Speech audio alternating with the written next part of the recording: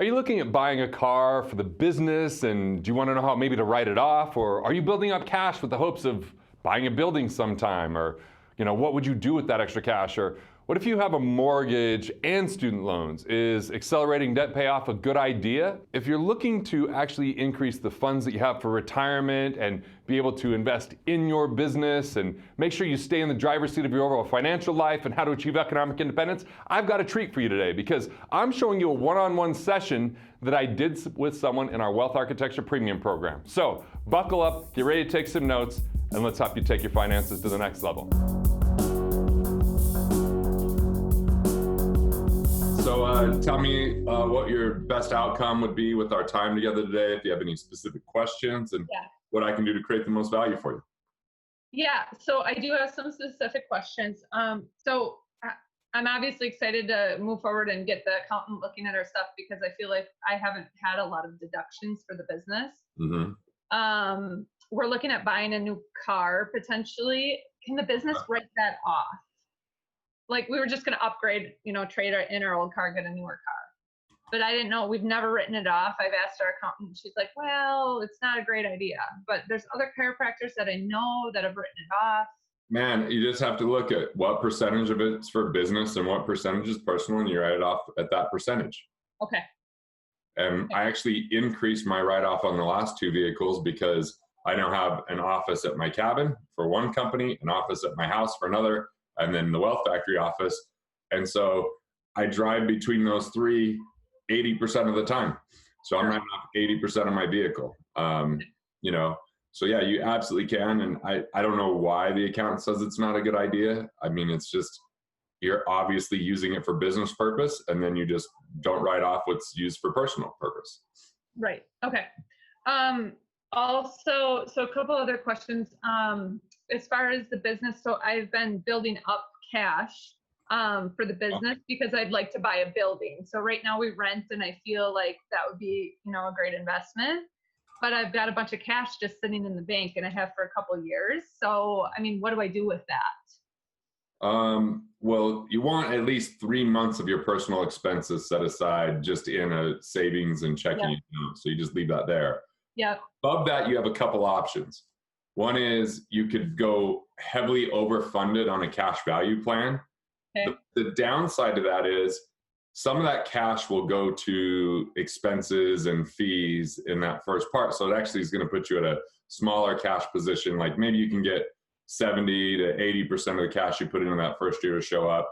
So you're now at a 20, 25% lower hit. But then after a certain period of time, you'll start having more in the cash than you're putting in.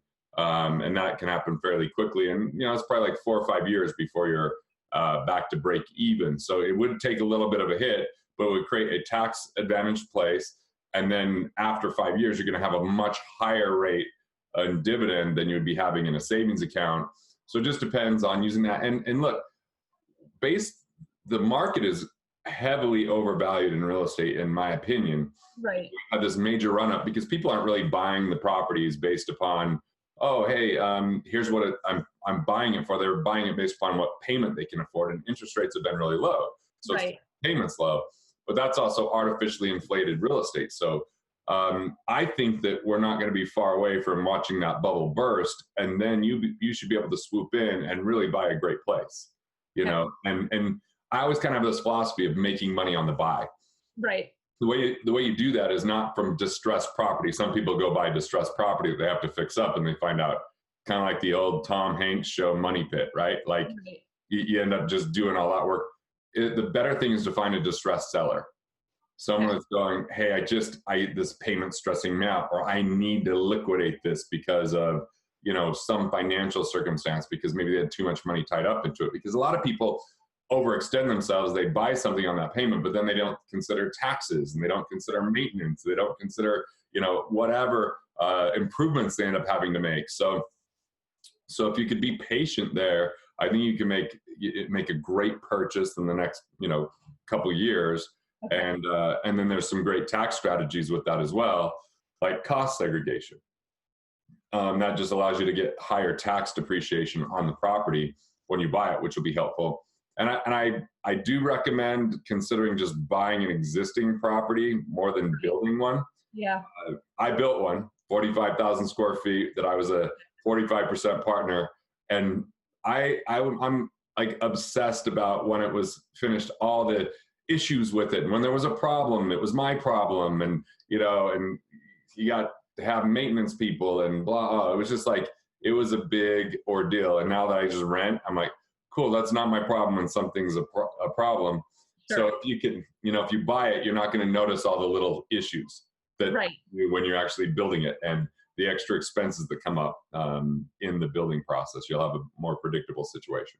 Okay. Yeah, I have 2 years left on my lease. So I figured, just start to get the feelers out there, but yeah, keep looking. I would have like a process just to see if there's someone that really is motivated to sell. It might not be a bad idea to approach like the SBA about a loan, because if it's owner occupied, you're going to be in there.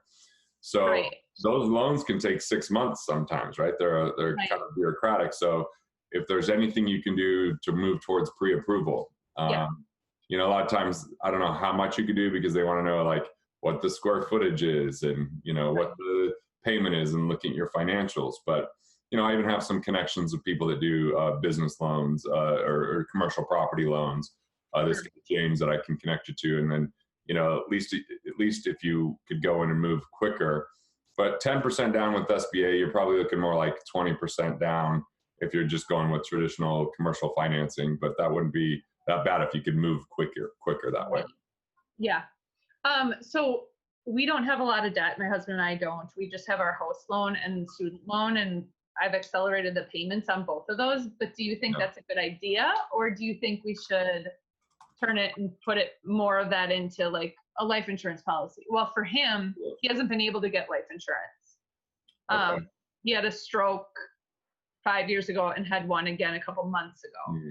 He has 5 years is actually kind of the mark where you can start getting something, usually when there's an incident. And there are some ways you could kind of look at reinsurance, like where you just do like an inquiry, and they'll just shop it around and see if anyone's, because certain companies just deal with certain things differently, but it's probably going to be rated and more expensive. But obviously you can get insurance on you. Here's my concern when you're paying extra to amortize base loans. Yeah. Right? You're paying it down, but it's not lowering your payment. It's just shortening the amount of time it's going to take to pay off that loan. So that money's kind of just stuck in there. It's, if you really needed it, you might not be able to get access to it. Right. In cash value insurance, you should be able to get with a highly predictable, confident 4%. So you're actually earning more there than you're paying. Right. And then you're still maximizing your tax deductions in the mortgage. You're not paying tax on the growth inside of the policy. And then if you really want to pay off that loan, what you can do is, when there's enough cash there, pull it out and pay off the loan. Yeah. And then the money that was going towards the loan, pay back the policy. Okay. Right? Sure. But that way, what if you need more cash than expected for this property in the future? What if, a number of things, like with your husband's health or something, you need to, focus there for a while, and that changes something in your business. Having that cash on hand is helpful. Okay. And then I would just analyze, like, and you're in the program, analyze what the cash value insurance looks like for you, how much it earns, when those break-even points are. Because I think the important thing is for you to really like determine if that's the right time frame for you. Like, would you be willing for those upfront costs to get where you want to go? And if not, you could always have term that you can convert later on. I mean, it really is a personal choice, but for me, my preference is usually keep liquid, have access to money, pay it off in one check, Right. And you might get to the point where you're like, I have enough cash value to pay off the home, and choose not to, because maybe you're not going to stay there forever. Or maybe you just feel peace of mind knowing you got the money to pay it off and you're earning more. It really just, at that point, it's a peace of mind choice more than an economic choice. Okay. Yeah. I mean, we don't have a ton left on the house. I think if I get to be paying it at the rate, I think it's like 10 years left on the home, and it was a 30-year loan. So, well, so one thought on that is, Do you know the cash flow index? Did you do the cash flow index on it? Yes, I did, but I don't have it in front of me. But they're both of those loans were really low, or Okay. what they were like. I shouldn't be paying them accelerated, essentially. But I just don't know where to go with that extra money. Well, one thing I would recommend is, I'd recommend if you don't have a home equity line of credit that you go to the bank and ask for one. Okay. And the reason for that is it just gives you access to cash, right? Yep. So you find the right commercial real estate property, you now have access to cash. You're not being charged interest when you're not using it, but you've Right. got, obviously, if you have a 10 years left on a mortgage that started at 30, you've got a lot of equity in there. Mm-hmm. And I just want you to have access, because like even that equity has potential liability risk if anyone ever came after you, or if you have a line of credit, you could just use that money, you know, you can Yeah. even take that money and put it into cash value Yeah. from the line of credit. And now all of a sudden nobody can really get to the equity in the home because cash value is protected from liability and bankruptcy. So nobody can attach to that. So I'm just thinking asset protection. Sure. Okay. We should feel pretty good about the fact that you're down to 10 years and that you got really low interest rates, and you know, not a lot that's out there in a complex situation. I'm tugging at you on that. Yeah, but it's just, we'd like to build like more retirements. My husband's an electrician, and so he's like, I'd rather not work until 65. Yeah. He's got a pension, but who knows if that'll pay off down the road or not. And so like just accelerating, like we just don't know where to go with extra money. In your practice, do you have any associates? Is it just you? Yep, I have an associate. Cool. So you're building some value in there. Yep. Well, Mm-hmm. which could be another resource. And part of it is like, how old's your husband? He's 43. Okay, so if he wants to stop working at 65, that's 22 years from now. Like the money that you're investing, when we look at compound interest, it's usually like this 30-year thing. So 22 actually cuts off some of that high exponential growth on the new deposits. The existing money will have a lot of opportunity, but the new money going in. So part of the process when you're going through the program is we just want to look at, is there any scale? Is there any leverage? Is there any opportunity? Is there any, are there any ways that we can get more? Like buying a building gives you a little bit of leverage, right? You're making a small down payment, making a payment, but you have a larger asset. Right. So if it's earning a lower interest rate, it's a larger amount of money to kind of grow that. So. And then I figure we get paid back on that, as a retirement income. Right. And one of the things, like just to paint the picture for down the road. Right. With that property, you could eventually, like if you sold your practice, you could still own the building in cash flow. Right. Or if you sold the building, you could do something, and I'm just planting the seed, called a charitable remainder trust that would actually give you a tax deduction when you put it in the trust that can help you offset the taxes of his retirement plan.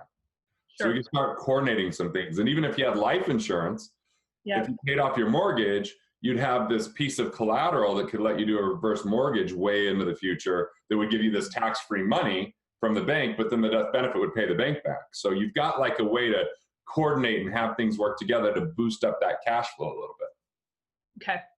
And then I'm assuming that your accountants will probably talk about like how to pay kids, because I've read your book, The 5-Day Weekend, and I've read some of your other books too before I saw you, and I asked my accountant about it last year, and she's like, no, you can't pay them.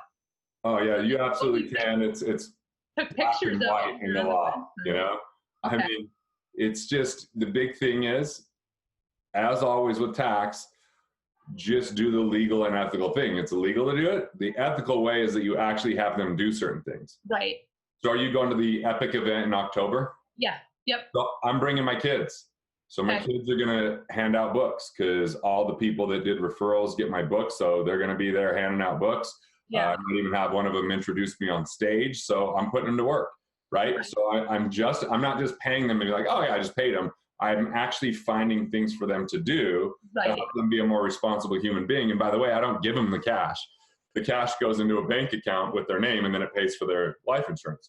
Right. So it's building their future a little bit. But yeah, I just talked to someone else from the group today, and they already met with the accountant. The accountant's helping them pay their kids. So they'll set that up. Absolutely. Okay.